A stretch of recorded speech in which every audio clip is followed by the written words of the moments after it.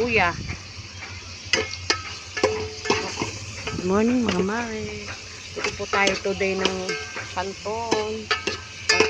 Pang-armutan po natin. Ano lang po ito? 1/4 pong bihon, tsaka kanton po. Ko na po siya lalagyan ng gulay kasi nangungunsumi ako sa mga panlalagay ko ng gulay mga mare. Pinipili lang po nila yung ano. Kung mga mare, nilagyan ko na po siya ng stream, yung hipon na cubes, saka oyster sauce. Lagay ko na po ang bihon. Mga mare.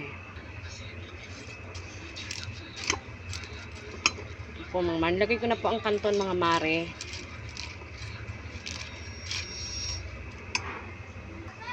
Po mga mare, ang aking pansit bihon with kanton. Yung walang gulay kasi ayaw ng aking mga anak ng gulay. Kain po tayo. Bye bye.